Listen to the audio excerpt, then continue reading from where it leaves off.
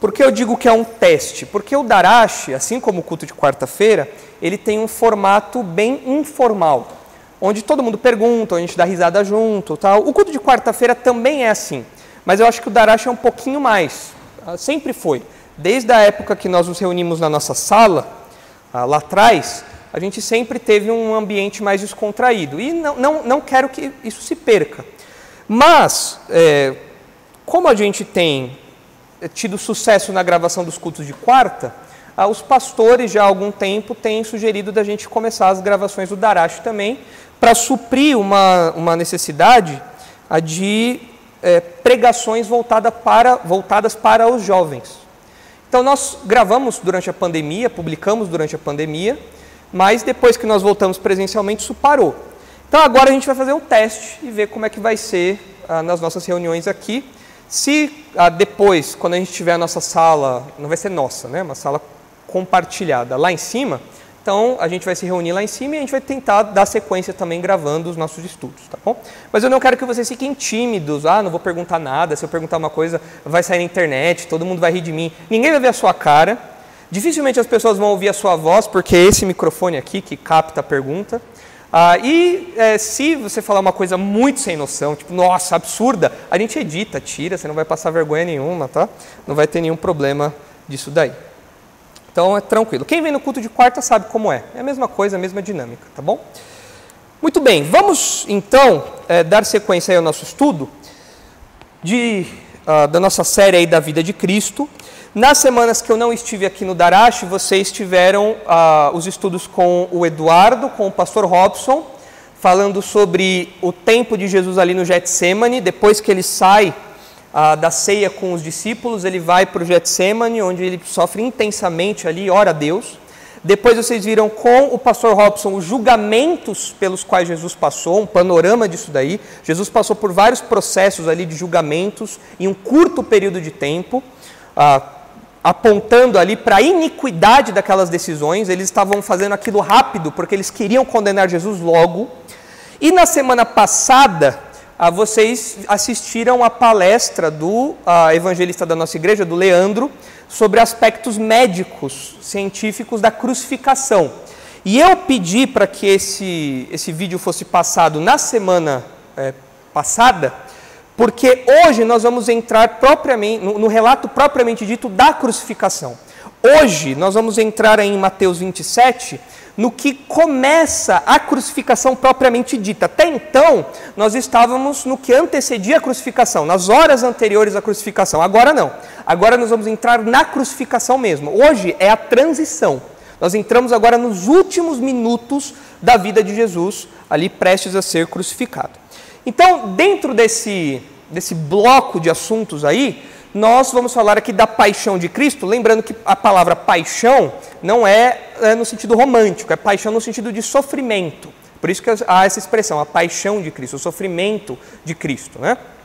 E esse bloco, como eu disse, já começou e abrange desde o Getsemane, o sofrimento intenso que Cristo passou ali, ao ponto de suar sangue, ser preso, passando pelos julgamentos, pela crucificação e terminando no sepultamento. Então esse bloco que nós estamos agora abrange essas etapas da vida de Jesus.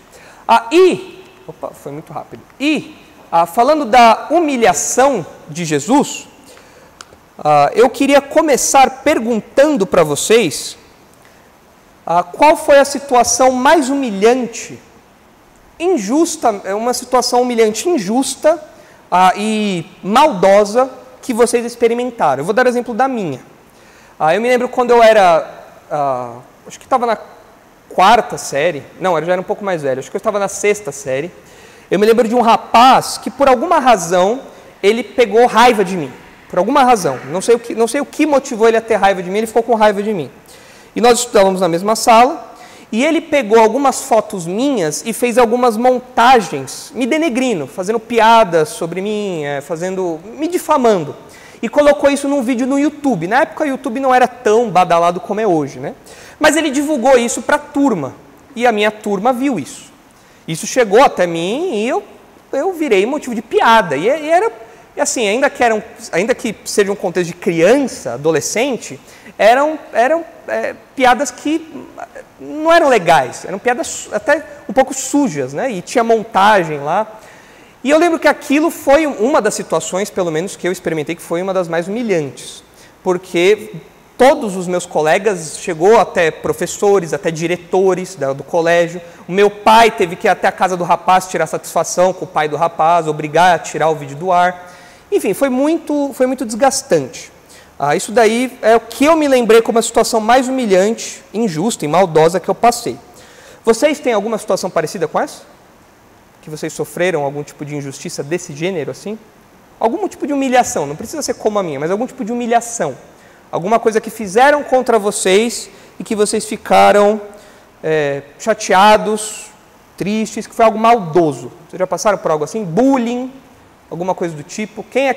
Quem nunca sofreu bullying aqui? Nunca sofreu bullying, Gabriel? Você era quem fazia o bullying? Não? Ah, tá. Isabel também não... Você fazia bullying, então, com algumas crianças que eu sei. Tá? Quem mais não sofreu bullying aqui? Gabriel, o David Lyon também não? Você faz bullying com os outros? David Lyon faz, né? Ele admite ainda, cara de pau. Vocês nunca foram humilhados assim em público? Nada do tipo? Nada assim? Eu me lembro de vários episódios. Tem alguns que eu nem vou comentar aqui, porque isso aqui vai ficar gravado depois, você vai recobrar, vai repetir a humilhação. Mas vocês estão tímidos, vocês não vão falar. Depois que terminar a gravação, vocês podem contar aí dos momentos mais humilhantes que vocês já passaram por maldade. Tem humilhação que a gente passa que não é por maldade. Tem humilhação que a gente passa porque a gente é bobo. É diferente. Aí você faz uma besteira e é humilhado, aí você pediu. Agora tem humilhação que não, que é maldosa. Como essa que eu mencionei aí. E quando nós olhamos para o relato dos evangelhos, nós percebemos que no caminho até a cruz, nesse trajeto até a cruz, até a sua morte, Jesus foi extremamente humilhado. E certamente mais humilhado do que todos nós fomos e mesmo seremos na nossa vida. O tipo de humilhação que Jesus experimenta não tem paralelo com o tipo de humilhação que nós experimentamos na escola. É muito maior. Porque envolve violência física, envolve deboche, envolve escárnio, envolve ofensa, envolve muitas coisas que nós não experimentamos como Jesus experimentou. Num curto espaço de tempo, Jesus foi extremamente humilhado. É bom que nós vejamos esse relato aqui, porque isso nos lembra que Jesus sabe o que é ser humilhado.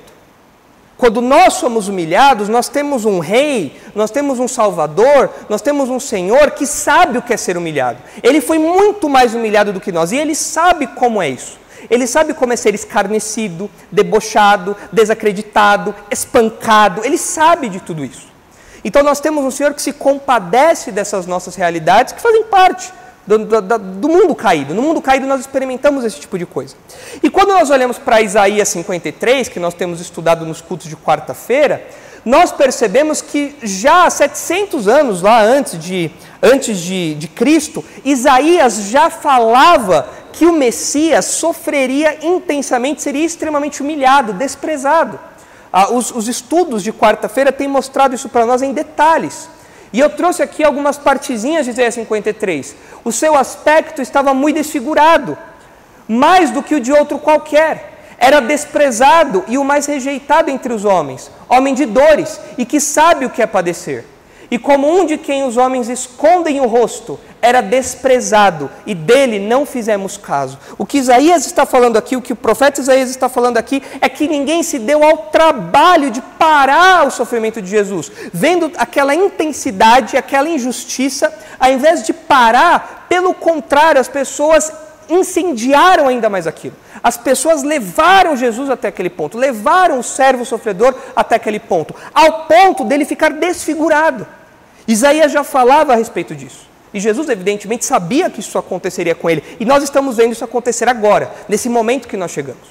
Eu quero que vocês tenham em mente que nós estamos chegando no ponto alto da história. Nós estamos chegando no ponto em que toda a história converge, que é a morte de Jesus. Nós estamos chegando no ponto alto da nossa série. Nós estamos a alguns passos disso. E aqui Jesus já está experimentando um pouquinho o gosto desse sofrimento, esse gosto amargo do sofrimento intenso que vai acontecer aí pelas próximas horas. Desde a prisão no Getsêmani, Jesus experimentou abandono, injustiça, cansaço, espancamento, privação de sono, privação de comida, tudo. Nós estamos agora diante, a partir de hoje, nós estamos diante de um Jesus que está desfigurado, como Isaías diz aqui, acabado, já quase sem forças, ao ponto de outra pessoa precisar ajudá-lo a carregar a própria cruz. Então é isso que eu quero que vocês tenham em mente ao longo das próximas semanas aí, que serão semanas onde nós estudaremos a humilhação e a crucificação de Jesus. Então, olhando para Mateus 27, quero que vocês abram lá comigo, nós vamos estudar aí 3 humilhações experimentadas por Jesus. Essas humilhações constam nos outros evangelhos, algumas ênfases em um, em outro, mas eu quero apontar para vocês o relato de Mateus, que é onde nós vamos seguir para a crucificação também. O relato da crucificação nós seguiremos o evangelho de Mateus também. Abaixar, você diz esquentar ou esfriar? Esquentar? Tá bom. Eu vou desligar isso aqui, vou deixar só o meu ligado, tá bom? Aí acho que já supre aí. Pronto. É porque se eu ficar sem ar aqui, não vai dar certo. Muito calor. Mas olha só, quais são as 3 humilhações que Jesus vai experimentar aqui? Se vocês olharem aí, dos versículos 27 a 37, nós vamos ver a zombaria de sua realeza. As pessoas zombaram sobre Jesus ser rei, fizeram um escárnio disso. A segunda humilhação é a condenação como malfeitor, isso vai estar no versículo 38. Ele é condenado como um bandido, como um malfeitor, isso é humilhante também. E a terceira humilhação é o deboche por sua palavra. As pessoas lembram do que Jesus disse, lembram das coisas que Jesus falou e debocham disso, escarnecem disso, zombam disso. Isso está aí nos versículos 39 a 44. Então nós vamos ver essas 3 humilhações aí, caminhando versículo por versículo. Se a gente não terminar hoje não tem problema, a gente termina depois, na semana que vem, mas é importante que vocês percebam as cores que Mateus vai pintar aqui para a gente, dessa zombaria, dessa humilhação. Então vamos começar aí pela primeira humilhação, que é a zombaria de sua realeza. As pessoas zombaram da realeza de Jesus. Versículo 27 diz assim, Mateus 27, 27. Logo a seguir, os soldados do governador, levando Jesus para o pretório, reuniram em torno dele toda a corte. Os soldados que aparecem aqui eram soldados ali da guarda particular de Pilatos na cidade. E se não me engano, vocês viram na semana passada, na palestra do Leandro Boer, que os soldados romanos, eles eram especialistas em morte. Eles eram treinados para matar, eles eram experts nesse assunto. E não apenas isso, não apenas eles eram habilidosos nisso, em judiar da pessoa, em maltratar a pessoa, em torturar a pessoa, em matar a pessoa, especialistas em morte, mas eles também eram maus e violentos. Eram pessoas ruins, muito ruins, de um caráter, assim, pessoas realmente maldosas. E essas pessoas aqui, da guarda particular de Pilatos, pegam Jesus aí, os soldados do governador, e levam para esse pretório. Esse pretório é a residência do governador em Jerusalém. Então, os governadores, eles tinham casas nas cidades onde eles passavam, e você tinha ali o pretório em Jerusalém. Era uma casinha ali onde você tinha palácio, né? Uma casinha de verão, um palácio onde o governador ficava ali e os soldados levaram até ali. Versículo 28. Despojando-o das vestes, cobriram-no com um manto escarlate. O manto que é mencionado aqui é provavelmente a capa que os soldados romanos usavam. Vocês devem se lembrar de filmes, desenhos, imagens que vocês viram aí em apostilas da escola, que os soldados romanos eles tinham uma capa, uma espécie de capa vermelha. E eles provavelmente, isso era fácil de encontrar ali, provavelmente era dos próprios soldados aqui, eles pegaram essa capa, que aqui é descrita como um manto escarlate, mas em Marcos e João fala que era uma cor púrpura.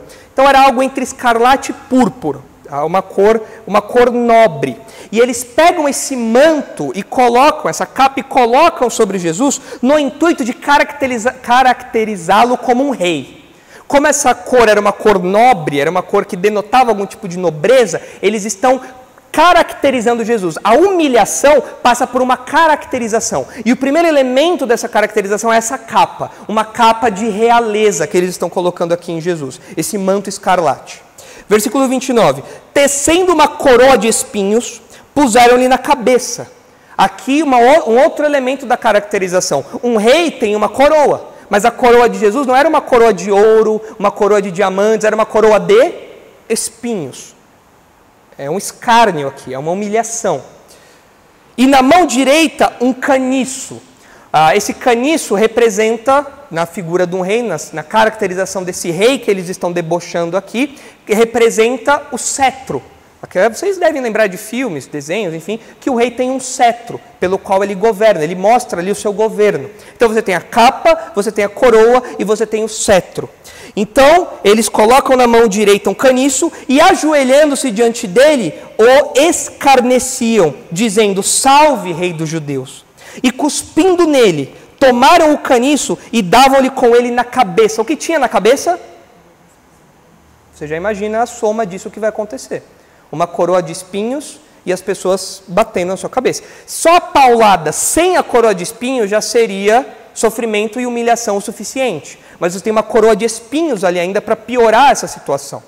Nessa caracterização, então, eles pegam o caniço e começam a bater na cabeça de Jesus com a coroa de espinhos ali. E zombando dele, salve, rei dos judeus, mostrando uma reverência que não existia. É mentira, eles estão zombando dele. Eles dizem: você não é rei nada, olha aí, olha o tipo de rei que você é. É isso aí, é uma farsa. Você não é rei coisa nenhuma, o rei dos judeus. Quer ver o que eu faço com o seu cetro? Eu bato em você. É uma humilhação que Jesus está passando aqui. Cuspindo nele, tomaram o caniço e davam-lhe com ele na cabeça. E depois de o terem escarnecido, despiram-lhe o manto e o vestiram com suas próprias vestes. Vocês devem se lembrar que nessa altura Jesus já está extremamente machucado dos açoites que ele experimentou. Então trocar de roupa, tirar uma coisa e colocar outra, é uma tortura. Quando você faz algum machucado nas costas, ou mesmo quando você vai na praia e queima as costas, você sabe quão desconfortável é você ficar tirando e colocando camiseta, peça de roupa. E esses homens aqui não ligam para isso. Tiram a roupa de Jesus, o que é por si só algo humilhante também. Colocam as vestes nele já sujas ali, já largadas ali também, piorando o quadro que Jesus tem experimentado aí. E em seguida o levaram para ser crucificado. O sofrimento estava só começando. O sofrimento estava caminhando para o seu auge, para o seu ápice. Mas aqui Jesus já está sendo humilhado. Mas o que a gente percebe aqui até o versículo 31? Esse relato destaca para nós, em primeiro lugar, a maldade do homem.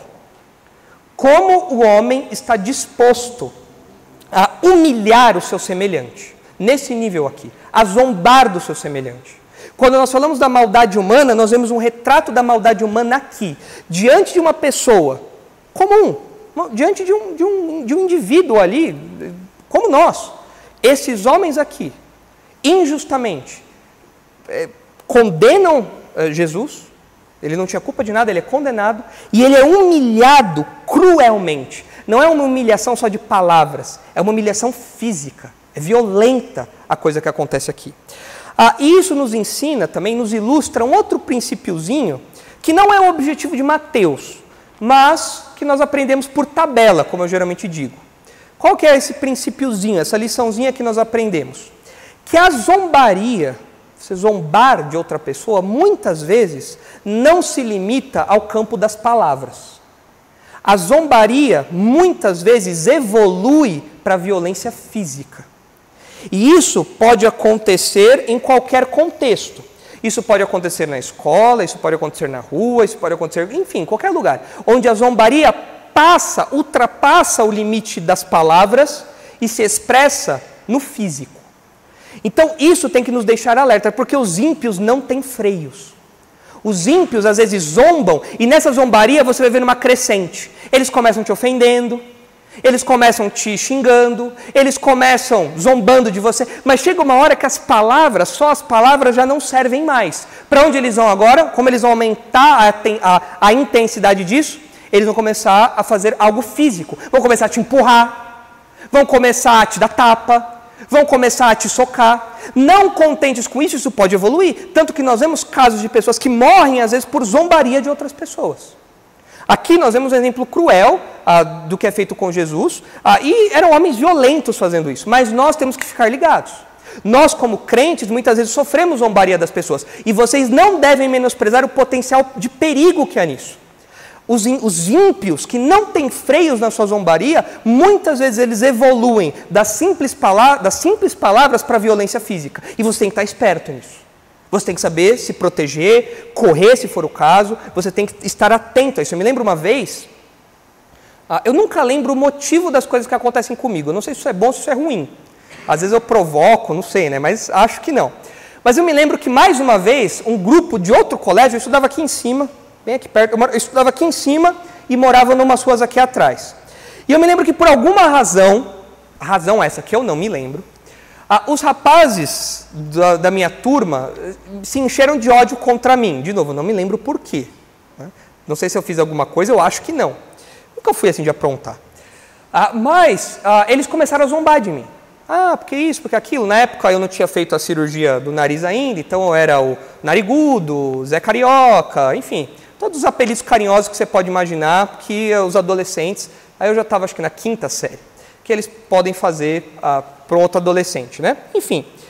E eu me lembro que, não contentes em zombar de mim na palavra, quando eu saía do colégio e eu entrava por uma rua aqui do lado da igreja, próximo aqui, eu entrava por uma rua aqui para ir para minha casa, e era uma rua deserta. E todos os rapazes vieram e se colocaram em roda em volta de mim. E chegaram a pegar pedaço de pau. Eles iam bater em mim.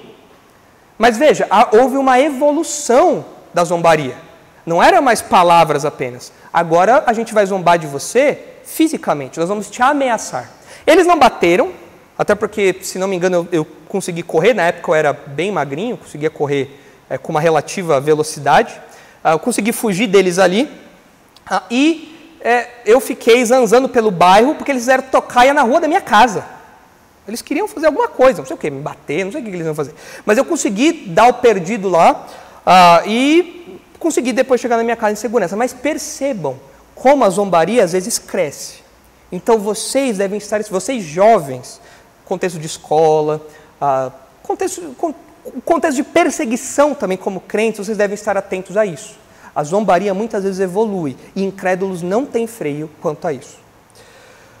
E nós percebemos aqui também que mesmo Jesus sendo extremamente humilhado, como ele está sendo humilhado aqui, ao ponto de fazerem piada da sua realeza, que é o nosso ponto, né, a zombaria de sua realeza, dando para ele uma coroa de mentira, um cetro de mentira e uma capa de mentira, ainda que nós estejamos focando nisso, nós não podemos perder de vista que esse não é o final da história. Esse é só um pequeno recorte do que está acontecendo com Jesus. É um pequeno recorte da história de Jesus. Porque houve sim um momento da história, que nós estamos estudando, em que Jesus foi humilhado, e que foi dado a ele uma coroa de mentira, um cetro de mentira e uma capa de mentira. Mas haverá um dia em que Jesus voltará com uma coroa de verdade, com uma capa de verdade e com um cetro de verdade. Olha só Apocalipse 19. Nós não podemos perder isso de vista. O nosso rei é um rei de verdade. Ele não é um rei de mentira. Ele não é um rei que terminou a sua história em humilhação. E Apocalipse 19 mostra para nós o que vai acontecer no futuro, nos instantes que antecedem a instauração do milênio, do reino de verdade de Jesus aqui na terra. E olha só o que diz Apocalipse 19:11. Vi o céu aberto, e eis um cavalo branco. O seu cavaleiro se chama Fiel e Verdadeiro, e julga e peleja com justiça. Os seus olhos são chama de fogo. Não dá para explicar todos os detalhes aqui, a gente não tem tempo, mas o seu olhar de juiz vê tudo. Nada escapa do olhar julgador de Jesus. Na sua cabeça há muitos diademas. Algo precioso aqui, uma espécie de coroa. Uma coroa de verdade, preciosa aqui. Não mais uma coroa de espinhos, agora uma coroa de diademas. Tem um nome escrito que ninguém conhece, senão ele mesmo. Está vestido com um manto tinto de sangue, também é um manto vermelho, mas agora não é mais um manto vermelho ou púrpura dos soldados romanos, é um manto que está vermelho por conta do sangue que está nesse manto. O sangue de quem? Dos seus inimigos. Os inimigos dele foram vencidos e agora o manto dele está sujo de sangue. E o seu nome se chama o Verbo de Deus. E seguiam-no os exércitos que há no céu, montando cavalos brancos, com vestiduras de linho finíssimo, branco e puro. Sai da sua boca uma espada afiada, para com ela ferir as nações. E ele mesmo as regerá com cetro de ferro, não mais com caniço. Agora é um cetro de ferro. O caniço você quebra. O caniço foi usado para bater em Jesus. Mas agora não. Agora Jesus vem com o cetro de ferro. E ninguém vai quebrar esse cetro. E ninguém vai bater em Jesus com esse cetro, porque agora quem bate é ele. Agora ele vem como juiz, ele vem como o guerreiro, pronto para vencer aqui. E ele regerá as nações, ele regerá com cetro de ferro, e pessoalmente pisa o lagar do furor da ira do Deus Todo-Poderoso. Tem no seu manto e na sua coxa um nome inscrito: Rei dos Reis e Senhor dos Senhores. Ele não vem mais em humilhação, ele já veio em humilhação uma vez. Agora ele vem para vencer. E enquanto eu li esse texto aqui, eu me lembrei dessa cena aí de Vingadores, Ultimato. Eu lembrei. Talvez vocês não tenham lembrado porque vocês não ouviram a minha descrição aqui da coisa. Porque, olha só, não sei se vocês sabem, mas pode ser que nós, se você é crente, pode ser que nós estejamos aqui, nessa descrição. Onde que vocês estariam aqui? Onde que nós estaríamos aqui? Em que versículo nós aparecemos aqui? Pode ser. Onde nós podemos aparecer aqui nesse trecho? Qual versículo? 14. E seguiam-no os exércitos que há no céu, montando cavalos brancos com vestiduras de linho finíssimo, branco e puro. E aí, concordam? Eu acho que somos nós aqui. Eu acho que é nós aqui. Porque o texto de Apocalipse, quando descreve os crentes, quando descreve a igreja, descreve nesses termos aqui: pessoas com suas vestiduras brancas. Então, nós, é ali, ó. É Jesus voltando com o cavalo branco, a musiquinha dos Avengers, danda, danda, danda. E aí o anticristo lá, meio Thanos, olhando lá assim, e Jerusalém lá cercada, e Jesus vindo desse jeito que é descrito aqui no seu cavalo branco, e a gente junto lá, o Doutor Estranho abrindo lá o portal, a gente chegando lá. Pensou, Brenner, você chegando lá? Pensou? Meio Homem-Formiga lá assim, grandão, chegando lá assim. E a gente chegando, mas olha só, a gente não vai chegar para lutar. Porque quem vai vencer o inimigo é Jesus. A gente vai ver de camarote. A gente vai gastar uma energia e vai ver de camarote. No cavalo branco, aqui ó. E seguiam nos exércitos que há no céu, montando cavalos brancos. Eu vou montar um cavalo branco alado. Aqui, não sei se tem asa, né? Mas fala que eu vou montar um cavalo branco. É isso aqui, ó. Para mim, assim, eu lendo isso daqui, a musiquinha ao fundo, assim, vindo na minha cabeça. É isso que vai acontecer. Um dia, o rei foi zombado, foi humilhado, a realeza dele foi desprezada.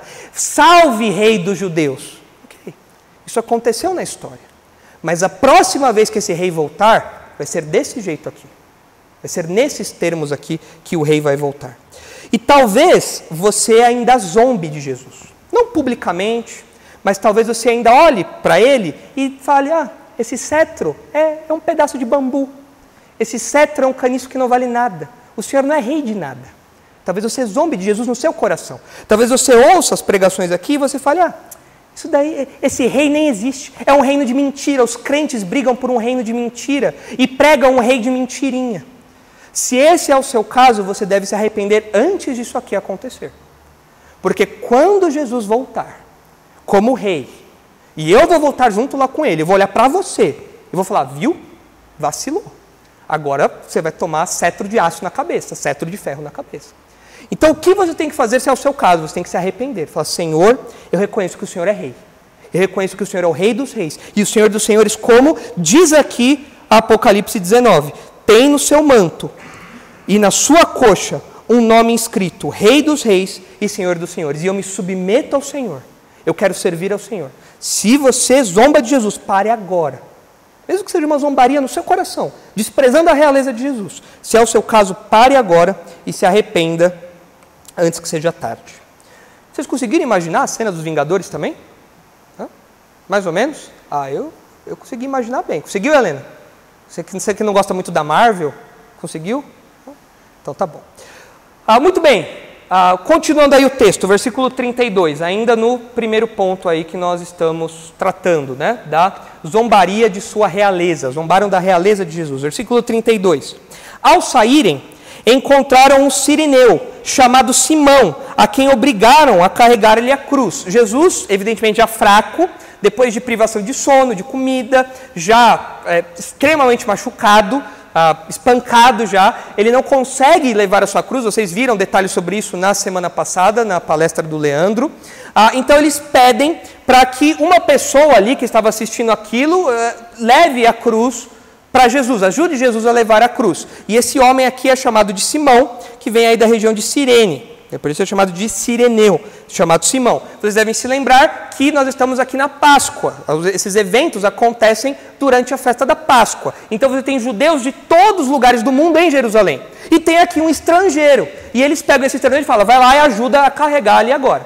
Agora tem um detalhezinho aqui do texto que pode ser uma pequena ironia. Qual é a ironia? Qual que é o nome desse camarada aqui?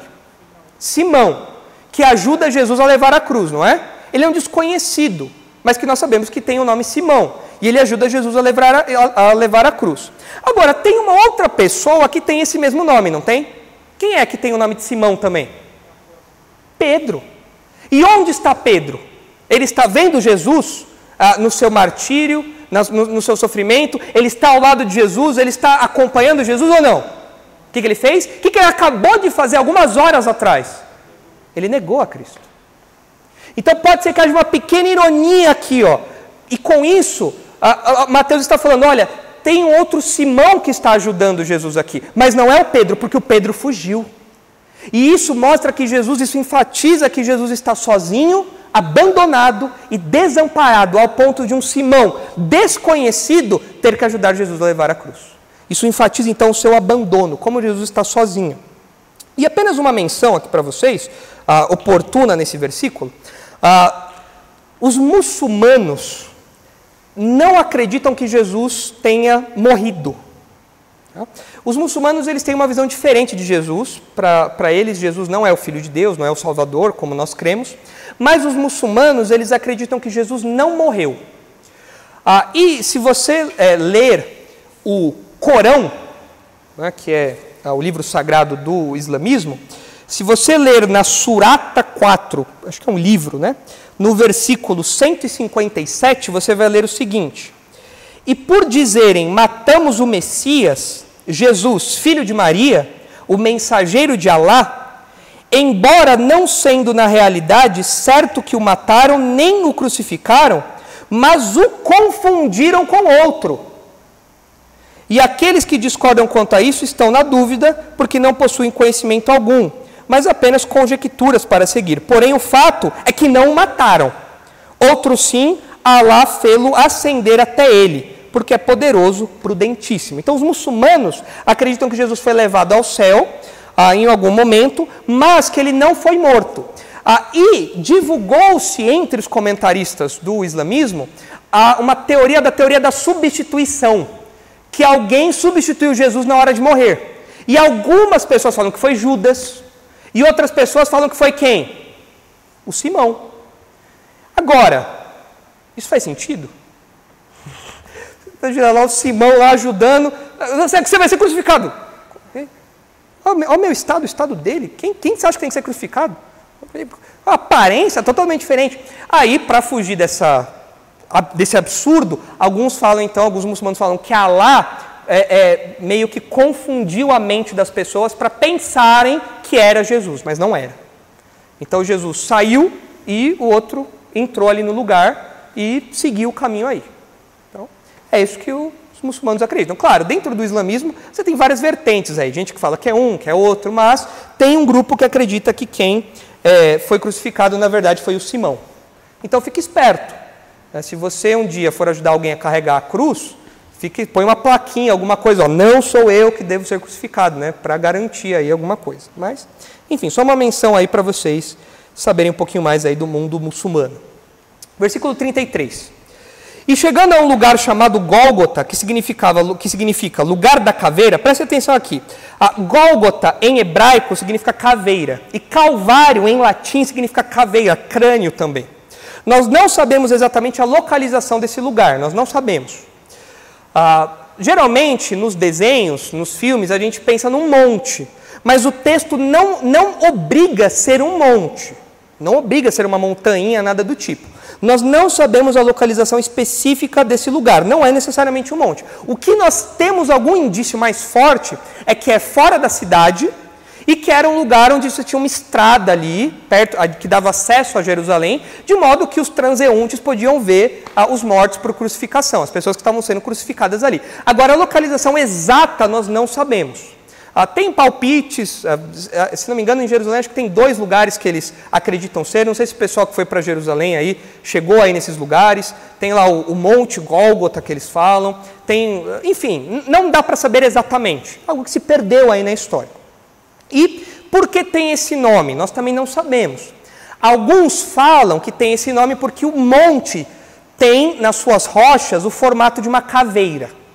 Então, eles pegam algumas fotos atuais desse monte e você vê ali os buracos dos olhos e um buraco da boca. Vocês viram isso em Jerusalém? Vocês chegaram aí nesse monte? Quem foi? Não lembra o nome do monte? É o Gólgota. É onde supostamente Jesus foi crucificado. Lá tem um lugar que eles acham que é isso. E eles fazem uma aproximação porque o texto de João fala que havia um jardim perto desse lugar. Então, eles acham que é ali. Mas eles falam, dá para ver uma caveira desenhada aqui. Só que isso é fruto de erosão de 2000 anos. Né? Jesus foi crucificado 2000 anos atrás, praticamente. Então, eu não sei se 2000 anos atrás tinha os 2 buracos ali, como tem hoje. Né? Então, essa é uma explicação pouco provável. Outra explicação é que chamava Gólgota, ou caveira, lugar da caveira, como o texto diz aqui, porque os restos mortais dos crucificados, alguns restos mortais ficavam espalhados ali. Então você tinha crânios ali, ossos ali naquele lugar. Possível, mas o melhor, o que eu acho que é mais provável, é nós acreditarmos que ali, esse nome lugar da caveira, é porque era um lugar onde as pessoas iam para morrer, onde os crucificados iam para morrer. Então por que lugar da caveira? Porque a pessoa morre, é um ícone. Você falar de caveira, é um ícone de morte. E as pessoas iam até aquele lugar, eram levadas, iam não, né? Eram levadas, ninguém vai lá voluntariamente. Eram levadas até lá para morrer. Então, por isso chamava lugar da caveira. Eu acho que é mais provável isso. Entenderam? Beleza? Estou indo rápido, vocês estão conseguindo acompanhar. Jean, Cleitinho, 09, está acompanhando. David Lyon, tá? Então tá bom. 34, vamos lá. Deram-lhe a beber vinho com fel, mas ele, provando, não o quis beber. Qual é o objetivo dessa bebida? Por que deram vinho com fel? Os outros evangelhos falam de vinho com mirra. Por que deram essa bebida aqui? Essa bebida, ela possivelmente, o objetivo dela era abrandar a dor, por deixar a pessoa um pouco anestesiada, por deixar a pessoa um pouco entorpecida. Então, possivelmente, as pessoas ali tinham feito essa bebida e deram isso para Jesus no intuito de abrandar a dor dele. Vocês devem lembrar que até alguns, acho que séculos atrás, não existia, acho que décadas atrás, não existia a ciência da anestesia como existe hoje. Para fazer uma cirurgia, você tomava bebida alcoólica, para ficar um pouco alto aí, enquanto eles arrancam teu braço fora. A gente vê isso até em alguns filmes, assim, a pessoa bebendo para fazer alguma cirurgia, alguma coisa do tipo. Então, aqui, para tentar abrandar a dor de Jesus, pode ser que as pessoas tenham oferecido essa bebida aí como uma espécie de analgésico. O John MacArthur, ele fala que era costume dos judeus entregar essa bebida para as pessoas que eram crucificadas. Por quê? Baseados em Provérbios 31:6. Vocês não precisam abrir, eu vou ler aqui. Provérbios 31:6 diz assim: dai bebida forte aos que perecem, e vinho aos amargurados de espírito.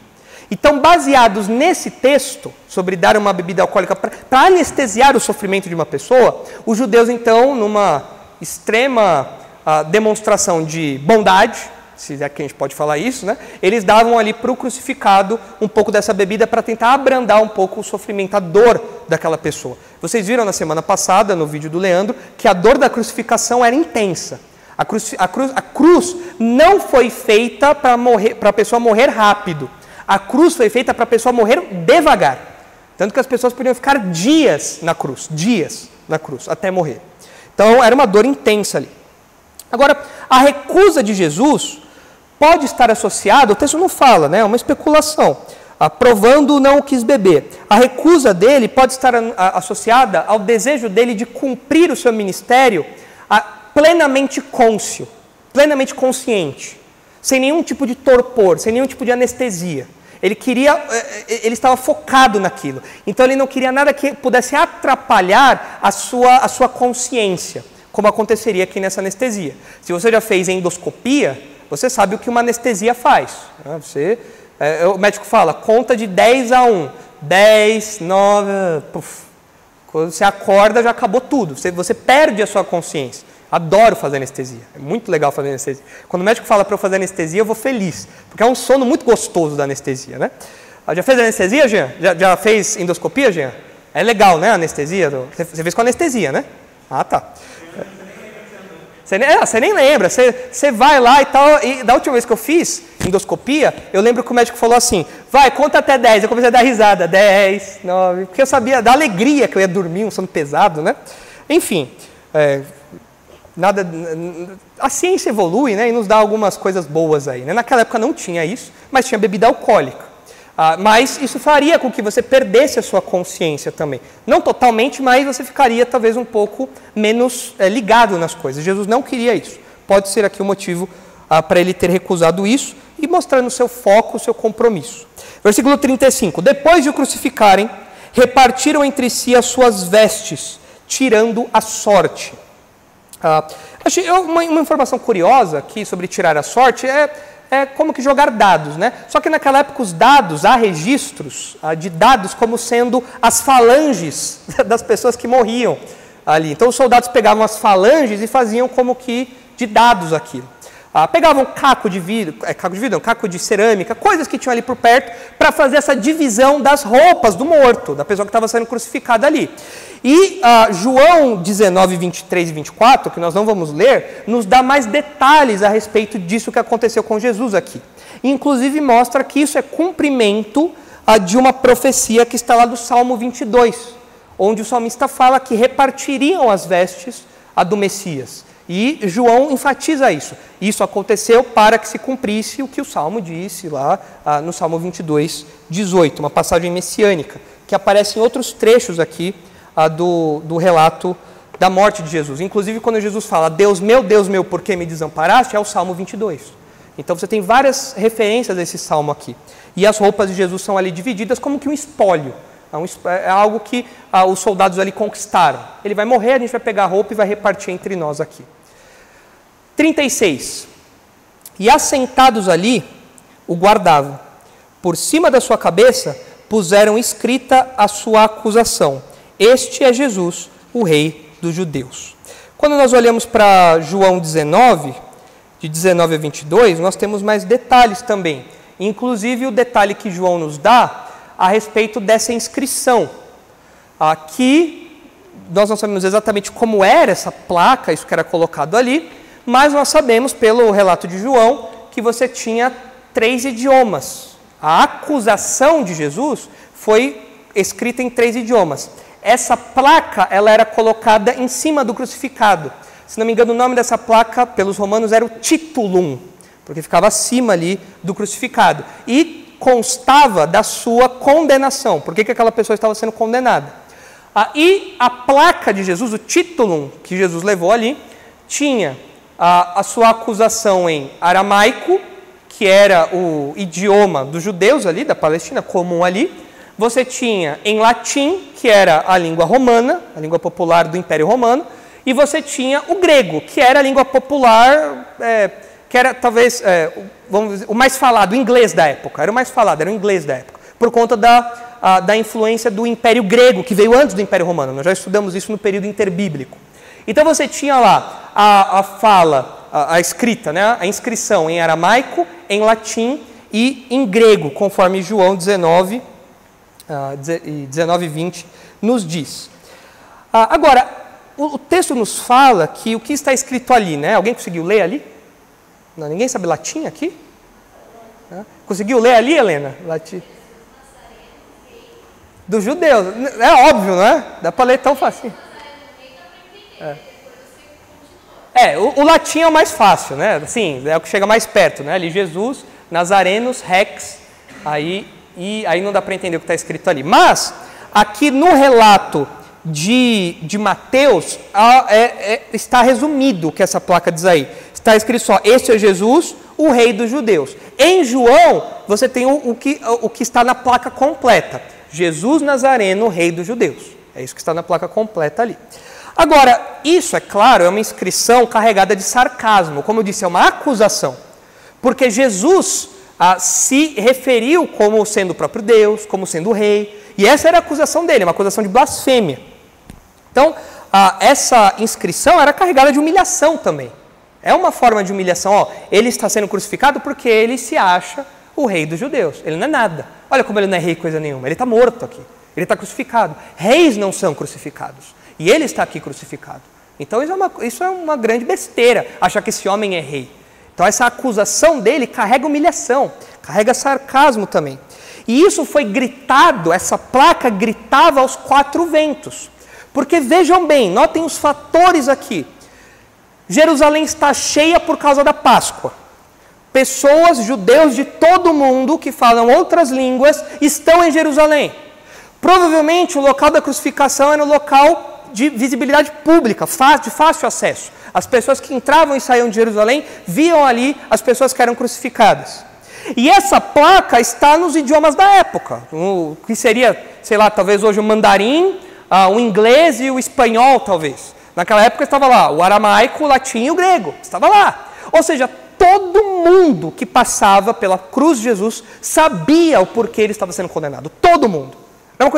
Não era apenas uma coisa pública, no sentido de todo mundo ver. Era uma coisa que todo mundo entendia, porque conseguia ver a acusação nessas línguas aí, nesses idiomas aí. E pessoas de todo mundo viram isso.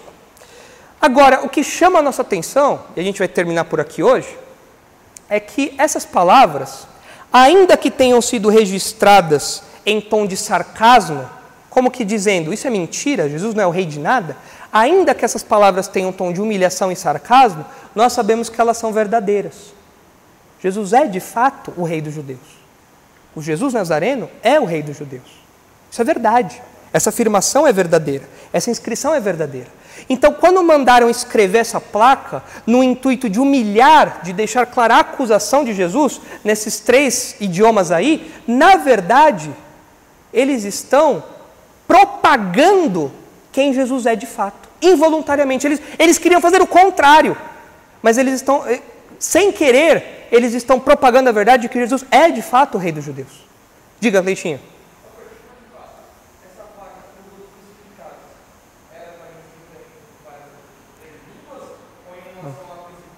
Não sei dizer. Não sei dizer, não tem nenhum detalhe no texto que mostra que foi diferente no caso dele, né? Dos outros. Não sei se era um hábito escrever nesses três idiomas aí, que João destaca. Não sei se foi algo singular, não sei. Talvez naquele momento o pessoal tenha feito isso do pessoal que estava sendo crucificado ali naquela hora, né? Não sei, eu posso depois pesquisar para ver se esse título, acho que esse é o nome da placa, se esse título, como ele era feito. Eu posso dar uma pesquisada nisso com mais profundidade depois. Não sei dizer se só o de Jesus foi assim. Mas é o que você falou, todo mundo viu. Todo mundo percebeu, todo mundo entendeu. Agora, como eu disse, Jesus está sendo zombado sobre a sua realeza. As pessoas estão desprezando a realeza de Jesus, inclusive nessa placa. Só que involuntariamente, a verdade de que Jesus é o rei dos judeus está sendo pregado para outros povos também, para outras pessoas que não estão ali, que não eram moradores da Palestina e que talvez viessem de outras regiões do Império Romano e falassem latim. Conhecendo o idioma grego, vindo de outras regiões ali do Império Romano, também entendiam que aquele homem estava sendo condenado por ser o rei dos judeus. Tanto que os mestres, o pessoal do Sinédrio chegou para Pilatos e falou: olha, muda a placa, não é rei dos judeus. coloque, ele dizia ser o rei dos judeus. E aí ele fala, não, que escrevi, não vou mudar nada aqui não, vai ficar desse jeito mesmo. Então nós vemos nisso um embrião de uma propagação multicultural. A verdade de que Jesus é rei não é apenas dos judeus.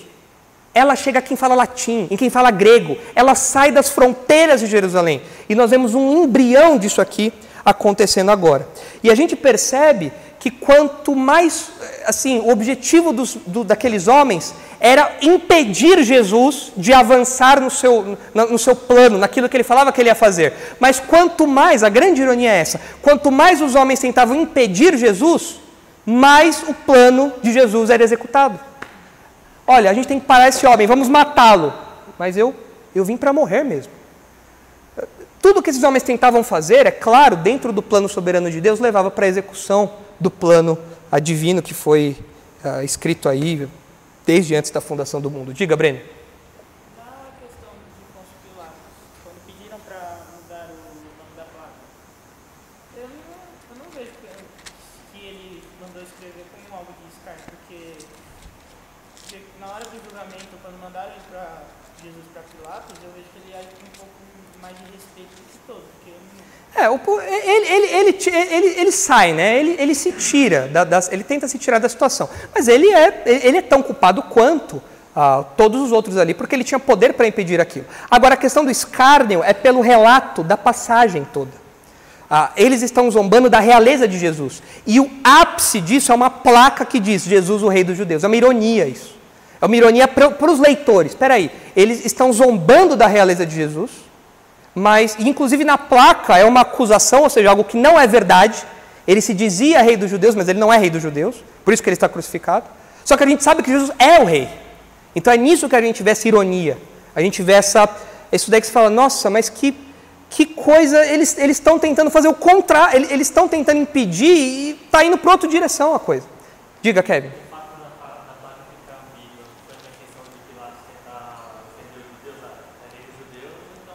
Talvez. Alguns falam isso daí, que talvez, não da placa necessariamente, mas quando os soldados, por exemplo, falam salve rei dos judeus, havia talvez algum tipo de ofensa ali em relação a Roma, a Palestina, talvez houvesse alguma coisa. Não sei da placa, eu sei da postura dos soldados romanos que saúdam Jesus ali na sua zombaria como rei dos judeus. Talvez tivesse algo nisso.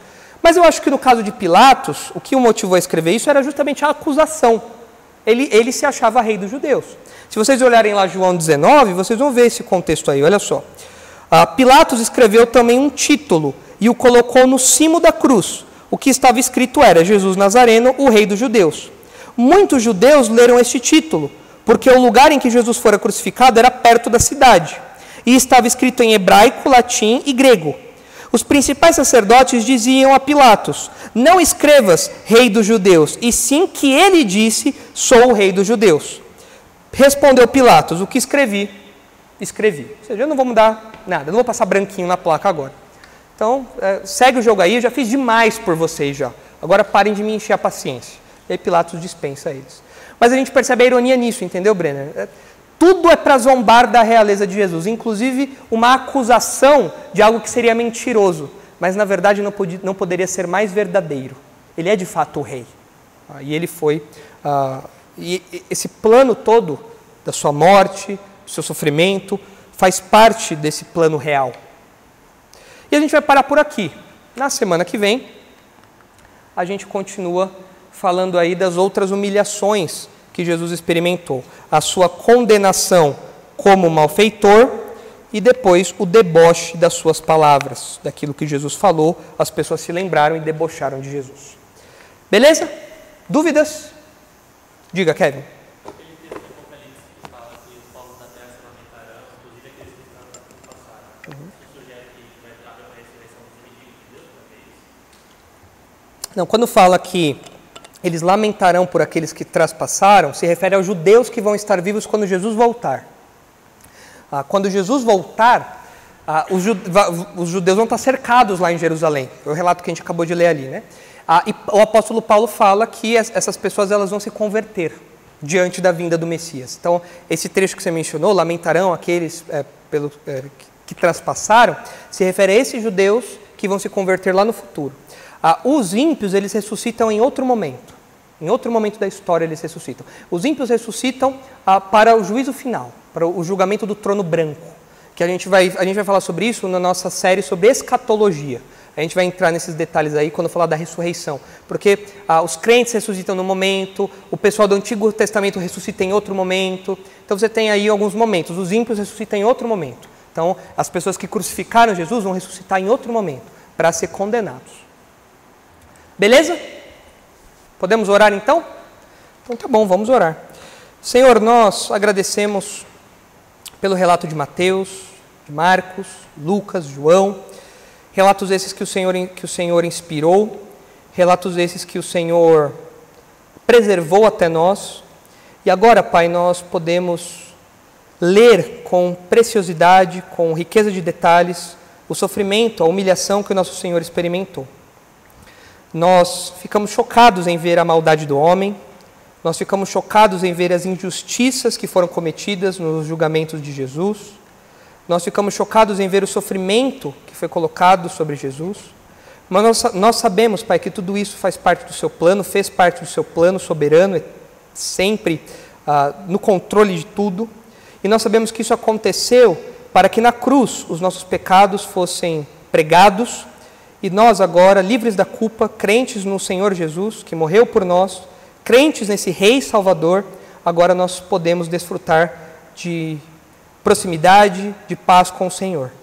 Se há alguém aqui que ainda não é crente, que não crê nessas verdades, que não se rendeu ao Rei dos Reis e Senhor dos Senhores, nós pedimos que, se da Tua vontade, o Senhor dobre esse coração, o Senhor quebrante esse coração. E a nós que somos crentes, pedimos que o Senhor mantenha esse relato vívido em nosso coração, de modo que nós tenhamos uma fidelidade, um compromisso ainda maior com o nosso Salvador, que se submeteu a tudo isso para nos salvar. E é no nome dele que nós oramos agradecidos. Amém.